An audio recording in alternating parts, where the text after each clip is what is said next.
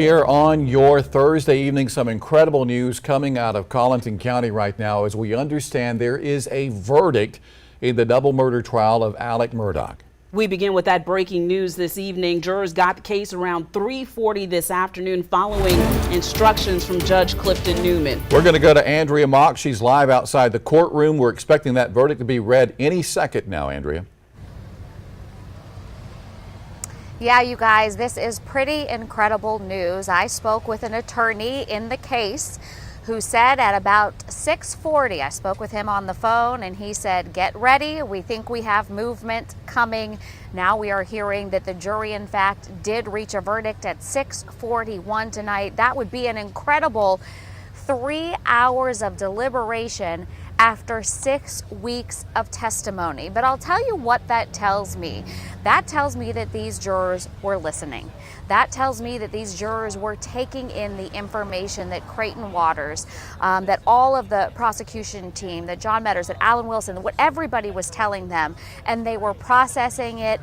And by the time they got to that room, it is clear they had their minds made up.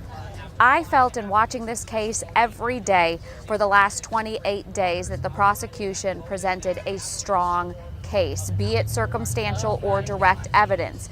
Judge Clifton Newman today, before he sent the jury to deliberate, he said, I want you to know, we've got action in court. Let's go ahead and look in now. Judge Clifton Newman walking back into the courtroom. I understand that there is a verdict. You may bring the jury.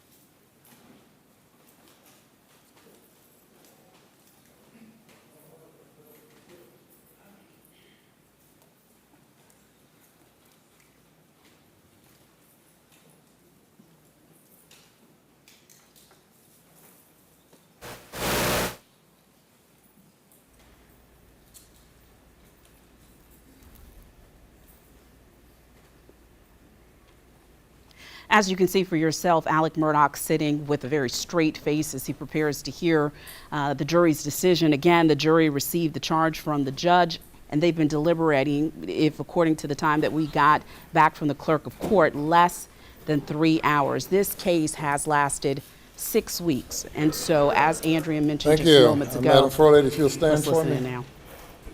Have you reached a verdict? Yes, sir, we have. Is it unanimous? Yes, sir, it is. All right, if you will pass it up to the clerk, who will pass it to me. And you may be seated.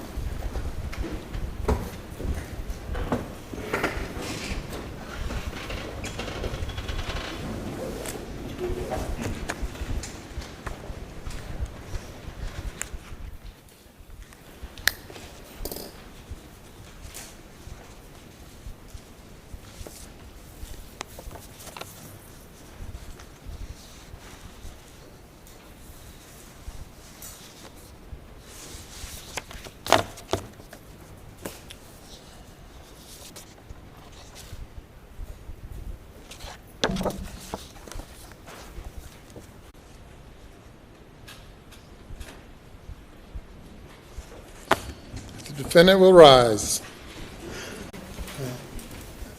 Madam Clerk, you may publish the verdict starting with the back, not with the, let's see, I'll tell you again. Starting with the back, flipping them over one by one. Okay.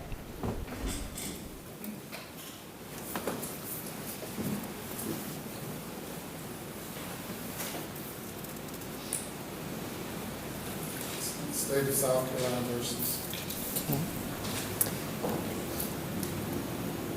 Docket number 2022 GS 15-00592, the State of South Carolina, County of Colleton, in the Court of General Sessions. in the term of 2022, July, the State versus Richard Alexander Murdaugh, defendant, indictment for murder, SC Code 16-3-0010, CDR Code 0116. You want me to turn it over? Okay. Guilty verdict, signed by the forelady, 3/2/23. Docket number 2022-GS-15-00593, the State of South Carolina, County of Colleton, in the Court of General Sessions, the July term of 2022. The State versus Richard Alexander Murdaugh, defendant, indictment for murder, SC Code 16-3-0010, CDR Code 0116, verdict guilty, signed by the forelady, date 3/2/23. Docket number 2022-GS-15-00595, the State of South Carolina, County of Colleton, Court of General Sessions, July term 2022. The State versus Richard Alexander Murdaugh, defendant, indictment for possession of a weapon during the commission of a violent crime, SC Code -16-23-0490, CDR Code 0549, verdict guilty, signed by the foreperson of the jury, date 3/2/23. Docket number 2022-GS-15-00594, the State of South Carolina, County of Colleton, Court of General Sessions, July term 2022. The State versus Richard Alexander Murdaugh, defendant, indictment for possession of a weapon during the commission of a violent crime, SC Code 16-23-0490, CDR Code 0549, verdict guilty, signed by the foreperson of the jury, 3/2/23.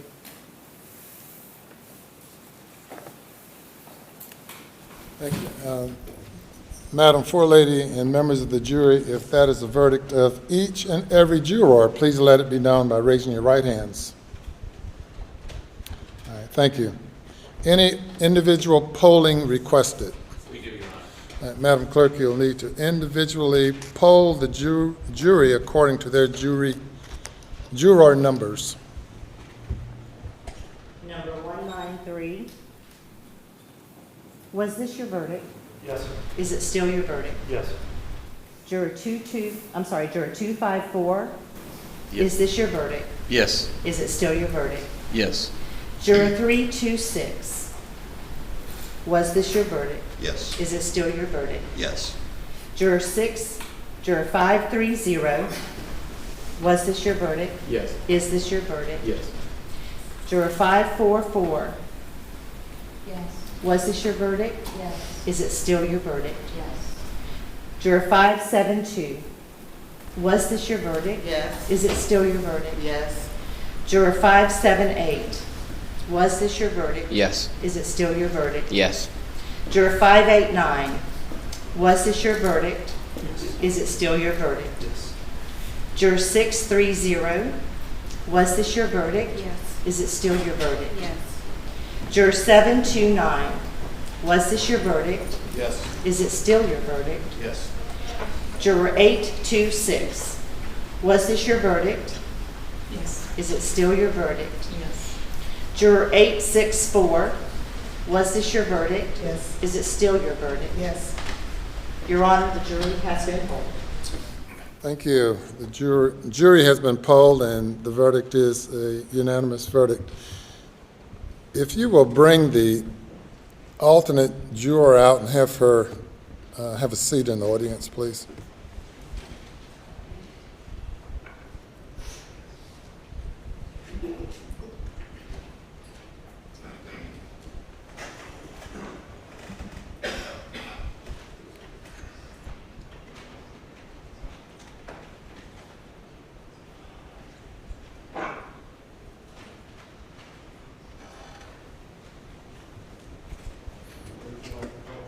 You can stand there or you can sit back there, whatever you prefer. Okay. Are there any post-trial motions? None from the state, Your Honor. Your Honor, we would just renew our previously argued motions for a directed verdict, and at this, on the grounds, on those grounds, we would make a motion for a mistrial and to set aside the verdict. By the state, response. Your Honor, based on our previous arguments, we would submit that the case properly went to the jury and the verdict is proper, and would rely on those arguments.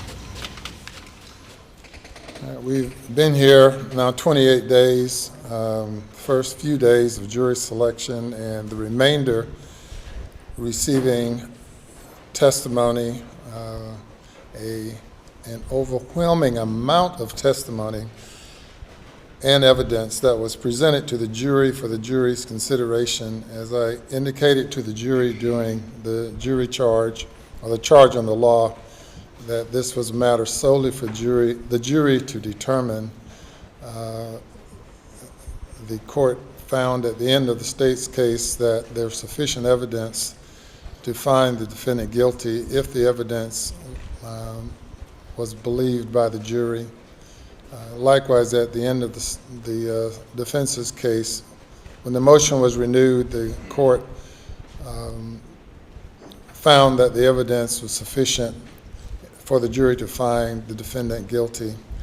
The jury has now considered the evidence for a significant period of time, and the evidence of guilt is overwhelming, and I deny the motion.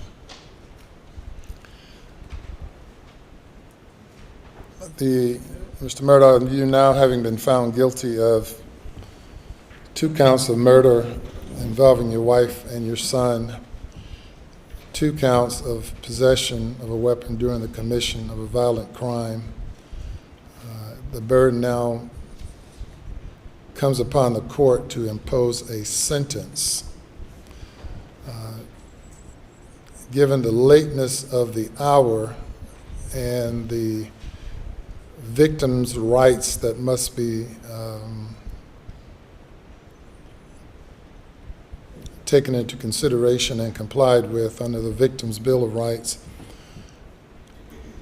and consider what I would anticipate to be a number of people who might have something to say regarding sentencing, we will defer sentencing to a later date. Of course, the minimum sentence for murder is 30 years. The maximum sentence is life imprisonment. As to each count, and on the weapons charge, the sentence is up to 5 years, or 5 years, which has to be concurrent if a life sentence is imposed.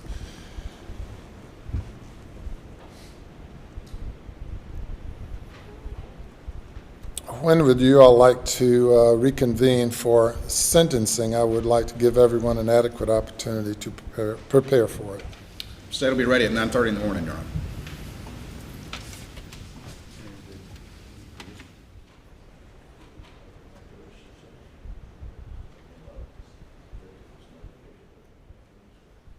We could do it at 9:30 tomorrow morning also. All right. The defendant is remanded to the custody of the Colleton County Sheriff's Department.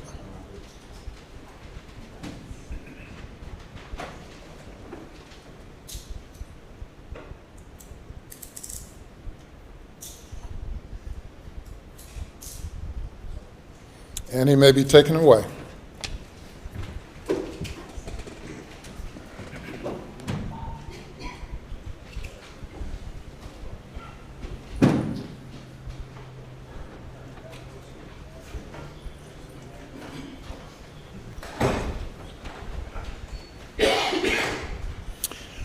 Madam Foley and members of the jury, I want to thank you on behalf of the citizens of the state of South Carolina and your fellow citizens of Colleton County.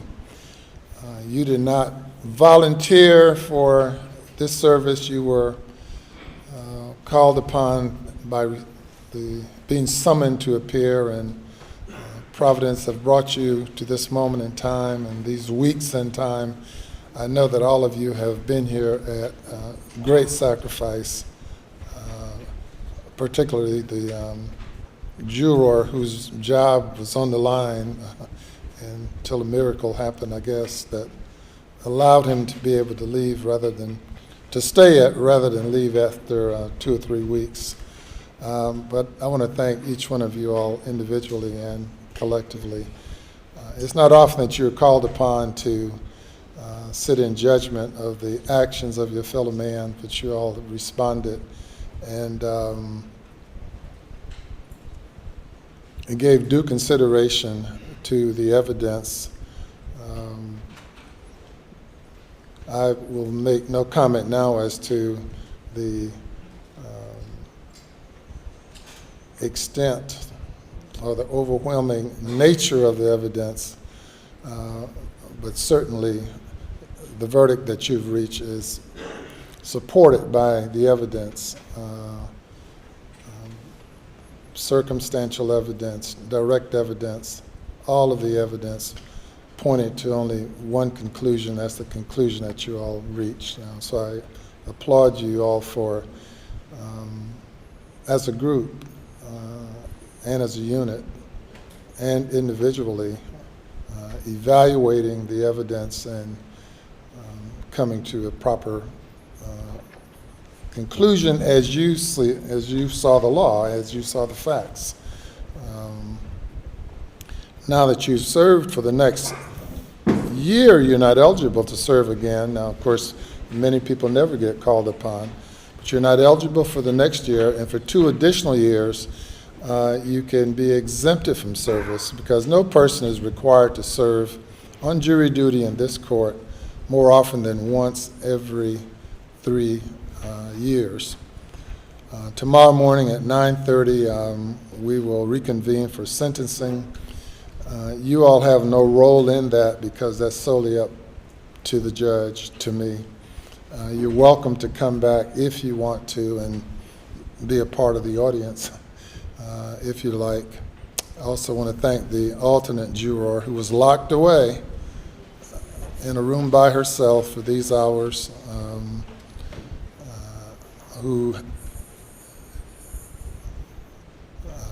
who's hung in there during that period of time. I want to thank you as well. Madam Clerk, what do you have to tell your jurors? Thank you for your service.